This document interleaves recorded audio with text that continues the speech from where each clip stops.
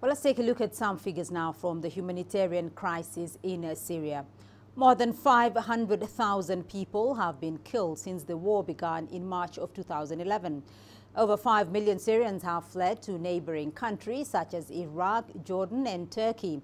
The conflict has displaced more than 6 million people within Syria.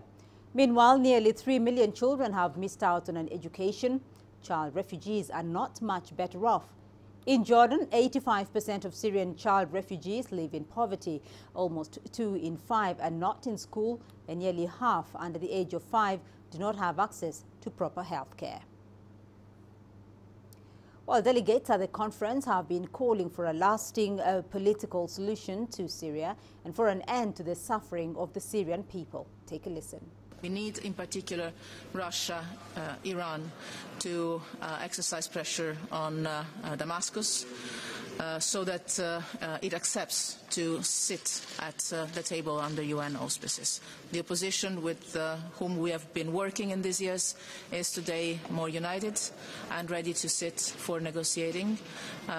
We believe that the only sustainable peace for Syria will be linked to a political process under UN auspices. But I think it's high time the international community represented here at this conference takes bold decisions to help Syria and its people get their country back together and build peace and reconstruction of the country. I believe the Syrian people who have suffered for so many years fighting against terrorism, they deserve no less. We have 1.5 million refugees.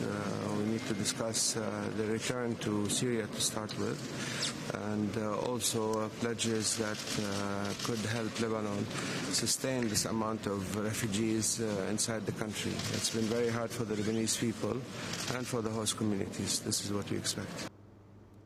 Well, let's get you more now on that donor conference. I'm joined live from Brussels by our correspondent Kevin Ozebek. Kevin, renewed calls there for peace in Syria. Can you tell us more about today's meeting? Just how important is it to secure the funding?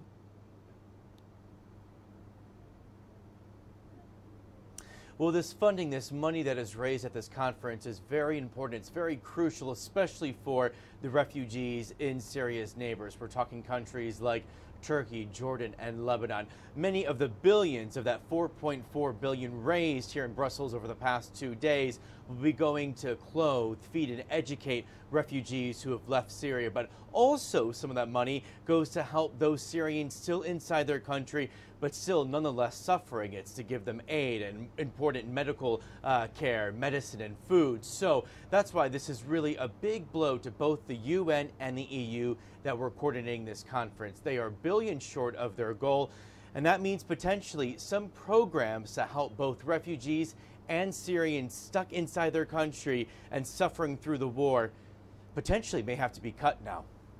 Well, Kevin, this conflict has dragged on for years and delegates are calling for meaningful political dialogue. But just how likely is that, though?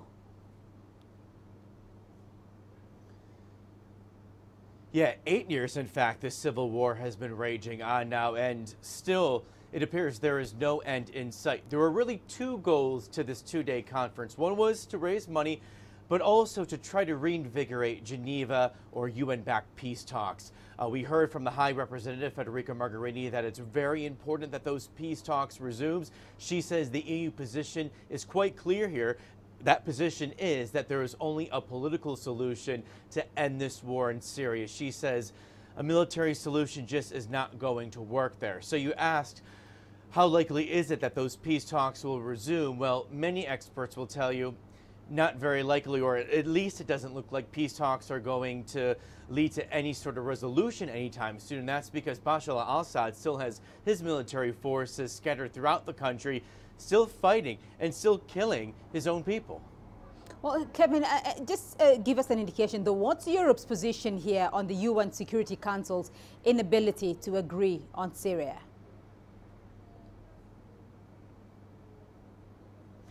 Well, there is a lot of anger and a lot of disappointment and a lot of frustration over that. When it comes to the UN Security Council, really that anger and frustration is directed at Russia because Russia is a very firm ally of the Assad regime. Russia has also been providing a lot of military assistance to the Assad regime. And time after time, we've seen Russia veto UN Security Council resolutions aimed at either condemning Syria or trying to get something done to help lead to an end to the civil war. So there's many reasons why there is growing tension between the EU and Russia. And the Syrian civil war is actually one of the sources of that frustration and tension. Right, Kevin Nazubek joining us there from Brussels.